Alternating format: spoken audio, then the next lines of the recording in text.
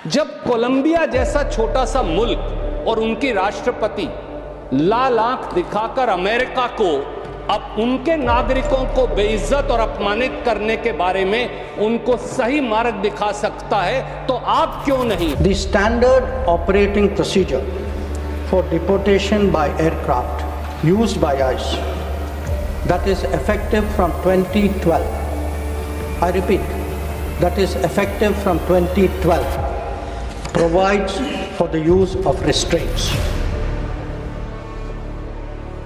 हथकड़ी और बेड़ियों की प्रथा जो 17वीं शताब्दी से अमेरिका के अंदर चली आ रही थी, वो 1863 में जब अब्राहम लिंकन राष्ट्रपति बने तभी उन्होंने समाप्त कर दिया था। लेकिन 5 फरवरी 2025 को जो अमेरिका ने एक वीडियो जारी किया 104 भारतीयों के खिलाफ, उन्हें हथकड़ी और बेड़ियों में, वो देख के तो नहीं लगता कि अमेरिका आज भी उस प्रथा को भूला है। इन 104 भारतीयों की गलती सिर्फ इतनी सी थी कि इस भारत में उन्हें रोजगार नहीं मिला था, उनके लिए यहां पे कोई व्यवस्थाएं नहीं दी गई थी, उन्हें लीगल तरीके से जाने के लिए पासपोर्ट और वीजा के लिए भी कमीशन खाए जा रहे थे और इसलिए वो गलत रास्ता अपनाए और अवैध तरीके से अमेरिका के अंदर एंटर किए थे।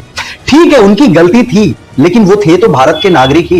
एक बार भारत सरकार को एक बार अमेरिका की सरकार से बात तो करना चाहिए था, जिसे भारत के प्रधानमंत्री तमाम सोशल मीडिया और मीडिया वाले भी चिल्ला चिल्ला के बताते हैं कि प्रधानमंत्री मोदी और डोनाल्ड ट्रंप एक दूसरे के दोस्त हैं।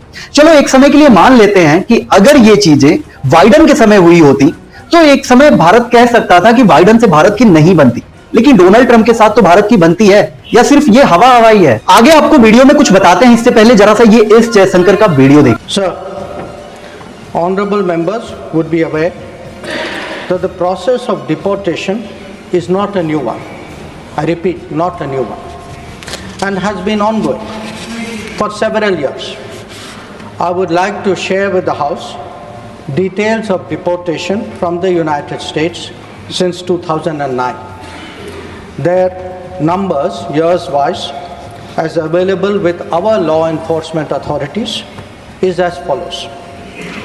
2009 number of deportees 734, 2010 799, 2011 597, 2012 530, 2013 515, 2014 591, 2015 708, 2016 1303, 2017 1024, 2018 1180, 2019 2042, 2020 1889, 2021 805, 2022 862, 2023 617, 2024 1368, 2025 104। अपने पूरे वीडियो में डॉक्टर एस जयशंकर ने इस बात का तो जिक्र किया कि 2009 से लेकर 2025 तक कितने भारतीय अमेरिका से निकाले गए हैं जो अवैध तरीके से अमेरिका में एंटर किए थे, लेकिन ये बताना ये भूल गए कि 2009 से 2025 तक अभी तक कितने भारतीय ऐसे थे जो हथकड़ी और बेड़ियों में भारत आए थे। ये वीडियो जारी करके अमेरिका क्या साबित करना चाह रहा है और भारत ऐसी चीजों को क्यों नहीं रोक पाया? क्या भारत कोलंबिया से भी कमजोर है?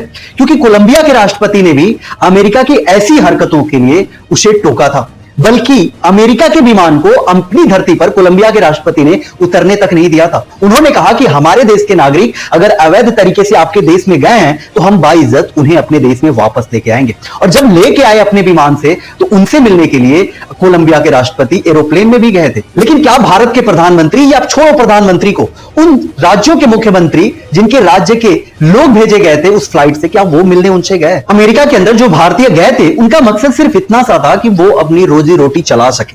अगर भारत को इतना ही था तो ये माइग्रेशन रुकता क्यों नहीं है? जब 2009 से चला आ रहा है, बल्कि इससे पहले भी हुआ होगा, तो इसे क्यों नहीं रोका जा रहा है? हम क्यों अपने बॉर्डर पे ऐसे चीजों को छूट दे रखे हैं? हमारे देश में भी तो बाकी देशों से आ रहे हैं, उनके खिलाफ हम एक्शन नहीं ले रहे हैं। मतलब दूसरे देश के हमारे देश में आ रहे हैं और हमारे देश के लोग पलायन कर रहे हैं, उन्हें वीजा और पासपोर्ट न मिलने की वजह से। अगर वो अवैध तरीके से जाते हैं और बाद में जब उन्हें हथकड़ी और बेड़ियां लगा के भेजी जाती हैं तो हम उस पर अफसोस जताते हैं। लेकिन ये गलती किसकी है? हमारे देश की, हमारे सिस्टम की, या हमारे सरकार की?